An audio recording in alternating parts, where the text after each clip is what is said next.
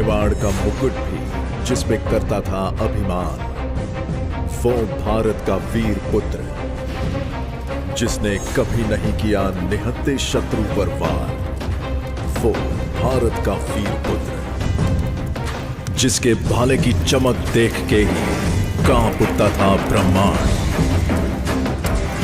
वो भारत का वीर पुत्र महाराणा प्रताप। नमस्कार, स्वागत है आपका। आपके साथ मैं हूं मोंटी राठौड़। सभ्यता, संस्कृति या विरासत, एसकेवी के इस एपिसोड में हम शौर्य की विरासत की बात करेंगे।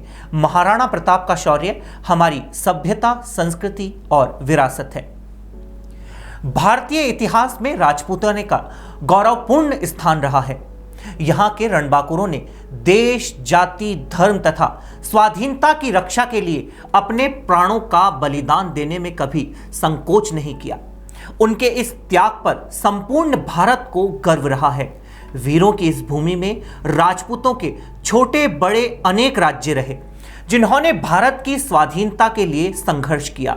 इन्हीं राज्यों में मेवाड़ का अपना एक विशिष्ट स्थान है, जिसमें इतिहास के गौरव बप्पा रावल, खुमाणा प्रथम, महाराणा हमीर, महाराणा कुंभा, महाराणा सांगा, उदय सिंह और वीर शिरोमणि महाराणा प्रताप ने जन्म लिया। सवाल यह उठता है कि महानता की परिभाषा क्या है। अकबर हजारों लोगों की हत्या करके महान कहलाता है और महाराणा प्रताप हजारों लोगों की जान बचाकर भी महान नहीं कहलाते। दरअसल हमारे देश का इतिहास अंग्रेजों और कम्युनिस्टों ने लिखा है। उन्होंने उनको महान बनाया जिन्होंने भारत पर अत्याचार किया, या यूं कहें जिन्होंने भारत पर आक्रमण करके उसे लूटा, भारत का धर्मांतरण किया और उसका मान मर्दन कर भारतीय गौरव को नष्ट किया। इतिहास को किसी भी नजर से देखिए आप, इतिहास में सबक जरूर है। और बात जब वीर शिरोमणि महाराणा प्रताप जैसी शख्सियत की हो तो आप अपने पूरे जीवन का एक एक सबक सीख सकते हैं। महाराणा प्रताप के साथ हम जितने भी किस्से सुनते हैं, दरअसल दुर्भाग्य है कि उन्हें हम किस्से कहते हैं। बाकी राजाओं से जुड़ा इतिहास रहेगा।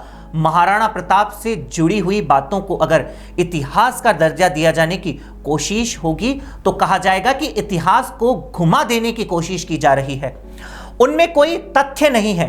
दरअसल कई दफा हल्दी घाटी के युद्ध के बारे में भी सुना होगा, जिसमें महाराणा प्रताप की तलवार, उनके भाले, उनके कवच के वजन की बात होती है। महाराणा प्रताप की लंबाई की भी बात होती है। देखिए, लंबाई और महाराणा प्रताप के वजन की बात तो अलग है। उनके प्रमाण तो अभी के इस दौर में कहां से लाएं, लेकिन जहां तक उनके भाले, उनकी तलवार, उनकी ढाल, उनके कवच के वजन को हम देखते हैं तो प्रत्यक्ष को प्रमाण की आवश्यकता ही क्या है। वह सारी चीजें आज भी संग्रहालय में हैं। जो सवाल उठाते हैं वह वहां जाकर उन चीजों को उठाकर देख सकते हैं। उनसे अगर हिल जाए या अपनी जगह से टस से मस हो जाए, क्या इतिहास को हमेशा उसी रूप में देखा जाए जो एक बार दिखा दिया गया हो? आप इतिहास तो छोड़िए, विज्ञान की थ्योरी को आने वाले वैज्ञानिक, आने वाली पीढ़ियां चुनौती दे देती है। महाराणा प्रताप पर जिस प्रकार से अध्ययन किया गया है, यह सब किताबों में दर्ज है, साक्ष्य जिनके आधार पर हम आज बात कर रहे हैं। हम देखते हैं कि क्या हो सकता था। क्या हल्दी घाटी का युद्ध वाकई अकबर ने जीता है? और सही मायने में क्या ऐसा नहीं है? क्या यहां भी कोई हवाई बात की गई है? 1576 से 1578 तक के दान पात्र और जो साक्ष्य है उनमें दर्ज है। यह चीजें हल्दी घाटी के युद्ध के बाद भी मेवाड़ इलाके में भूमि दान महाराणा प्रताप कर रहे थे। अब 18 जून 1576 उस दिन के बाद भी, यानी हल्दी घाटी के युद्ध के दिन के बाद की हम बात कर रहे हैं, उस दिन के बाद भी वही सिक्के चल रहे थे जिस पर महाराणा प्रताप की मोहर लगी हुई थी। अब कोई भी कैसा भी जानकार हो, वह इस बात को तो समझेगा ही कि अगर कोई युद्ध दूसरा राजा जीत गया है या जीत जाता है तो वहां पर मोहर किस राजा की इस्तेमाल होगी। और अगर सही मायने में महाराणा प्रताप हार गए थे, तो मोहर अकबर की इस्तेमाल क्यों नहीं की गई? यह भी सवाल उठता है। अगर मुगल सेना जीती तो मान सिंह और आसिफ खान, जिन्होंने मदद की मुगलों की, उन्हें 6 महीने की सजा क्यों दी गई दरबार से बाहर रहने की? उसके बाद भी बारंबार अकबर आक्रमण करता रहा। आक्रमण करने की आवश्यकता क्यों पड़ी? दरअसल बहुत सारी कविताएं भी लिखी गई है वीर शिरोमणि महाराणा प्रताप पर। हल्दी घाटी अलग अलग सर्ग में बटी हुई है। यह कविताएं हैं, इनकी कुछ पंक्तियां मैं आपको सुनाना चाहूंगा। श्याम नारायण पांडे की यह कविता है। चढ़ चेतक पर तलवार उठा, रखता था भूतल पानी को, राणा प्रताप सिर काट काट करता था सफल जवानी को। कल कल बहती थी रणगंगा, अरिदल को डूब नहाने को, तलवार वीर को नाव बनी, चटपट उस पार लगाने को। वैरी दल को ललकार गिरी, वह नागिन सी फुफकार गिरी, था शौर मौत से बचो बचो, तलवार गिरी। महाराणा प्रताप की जिंदगी किस प्रकार से घास की रोटी खाई उन्होंने, लेकिन अपने स्वाभिमान से, अपनी स्वाधीनता से किसी प्रकार का समझौता नहीं किया। अब अकबर दरअसल जिस तरह से उसकी पूरी कोशिश थी, उस समय बहुत सारी चीजें बदलने की कोशिश कर रहा था अकबर। उसी कोशिश में यह शामिल थी कि समूचे भारत के अधिकतर हिस्से पर अपना आधिपत्य जमाए, और यही कारण है कि कई इतिहासकार भी अकबर को इसी वजह से कहते हैं कि वह महान था। भारत को एक सूत्र में बांधने की कोशिश कर रहा था, लेकिन एक राजा जो स्वाधीन रहने का प्रयास कर रहा था। अकबर के तमाम दूत आए, लेकिन महाराणा ने कहा कि मुझे इसकी जरूरत नहीं है, मैं रहूंगा, स्वतंत्र रहूंगा, स्वाधीन रहूंगा, चाहे उसके लिए मुझे कितना भी लड़ना पड़े।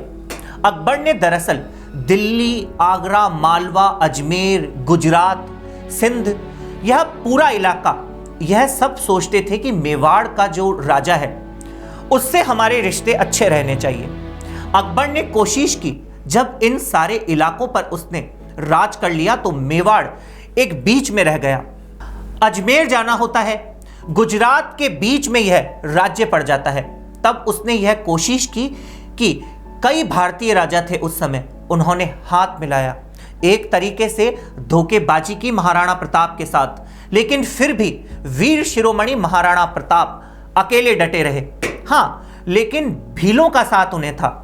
आगे के क्रम में यह बात आती है जब हल्दी घाटी का युद्ध हुआ। उसमें बताया जाता है कि चेतक को हाथियों की तरह एक सूंड लगाया जाता था। चेतक बहुत ही बलिष्ठ घोड़ा था, मतलब मुझे लगता है कि इकलौता घोड़ा होगा इतिहास में जिस पर कविताएं लिखी गई है। हाथी का सूंड उसे लगाया जाता था ताकि हाथियों को धोखा दिया जा सके। चेतक जब अपनी अंतिम लड़ाई लड़ रहा था तो हाथी पर उसने अपने आगे वाले पैर डाल दिए। जब नीचे कर रहा था तो सूंड में लगी हुई एक तलवार पैर पर लग गई और एक पैर कट गया, लेकिन फिर भी वह अपने महाराणा को दौड़ते हुए सुरक्षित स्थान पर ले गया, और जब तक उन्हें एक सुरक्षित स्थान पर नहीं छोड़ा तब तक अपने प्राण नहीं त्यागे।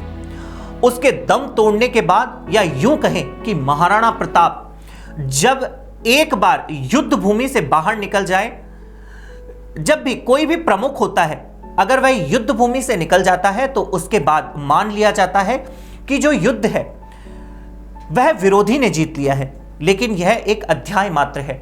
इसके बाद क्या हुआ?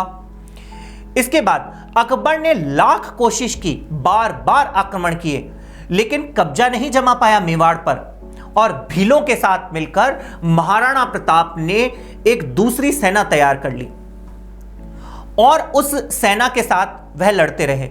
इतिहास गवाह है कि जो समूचा इतिहास अभी लिखा भी गया है, जिसे हम भ्रमित करने वाला भी कह सकते हैं, जिसे बदलने की आवश्यकता भी मानी जा सकती है, उन लोगों के लिए खासकर जो कहते हैं कि अरे यह तो बेकार है, तो वह कम से कम ये तो बताए कि क्या साक्ष्य हैं जिनके आधार पर वह इतिहास लिखा गया, और जो नए साक्ष्य हैं जो अभी तक दफन किए रहे उन्हें देखकर क्यों नहीं नया इतिहास लिखा जा सकता है? वो सब यह बताए कि आखिर ऐसा क्या कारण था जिसके बावजूद 6 बार मेवाड़ पर आक्रमण किया गया अकबर द्वारा और 85% भूमि जो मेवाड़ की थी वह वापस महाराणा प्रताप ने हासिल कर ली। दरअसल महानता को कभी किसी भी तरीके से किसी साक्ष्य की जरूरत नहीं होती है। लोगों के दिलों में आज भी महाराणा प्रताप की क्या अहमियत है पता चलता है। पाठ्यक्रम में उसे शामिल होना चाहिए कि नहीं होना चाहिए, इसे लेकर आपके अलग अलग मत हो सकते हैं, लेकिन छात्रों को पढ़ने दीजिए। अकबर महान का पाठ तो महाराणा प्रताप का पाठ छात्रों को पढ़ने दीजिए, उन्हें फैसला लेने दीजिए। और इसी के साथ मैं अंत करना चाहूंगा एक कविता की पंक्तियों के साथ। इस माटी का माथे कर्ज है जिसे चुकाना मेरा फर्ज है, नींद का हक नहीं अब मेरा, जमीर झंझोरे है अब मेरा, कैसे आराम करूं सब जान, खतरे में पड़ा है स्वाभिमान, स्वतंत्रता है मुझे बुलाती, मातृभूमि की याद दिलाती, अब मृत्यु का प्रताप को न भय है, आजादी तक जंगलों में रहना तय है, मेवाड़ी जोश अब मुगलों को दिखाना है, इस पीली माटी का कर्ज चुकाना है। क्या हुआ वो लाखों हैं पर दम नहीं तलवारों में, 100 बराबर एक इतना जोश मेवाड़ी सरदारों में, इतिहास उसी को दोहराएगा जो माटी के काम आएगा। उम्मीद है यह एपिसोड आप पसंद करेंगे।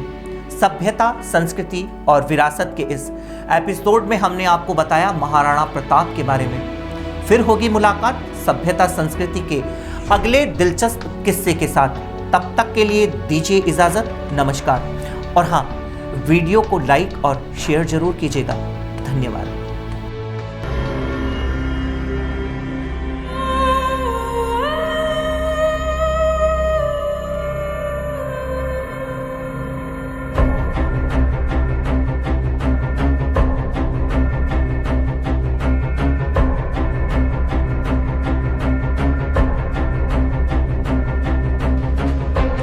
मेवाड़ का मुकुट भी जिस पे करता था अभिमान, वो भारत का वीर पुत्र जिसने कभी नहीं किया निहत्थे शत्रु पर वार, वो भारत का वीर पुत्र जिसके भाले की चमक देख के ही कांप उठता था ब्रह्मांड, वो भारत का वीर पुत्र महाराणा प्रताप।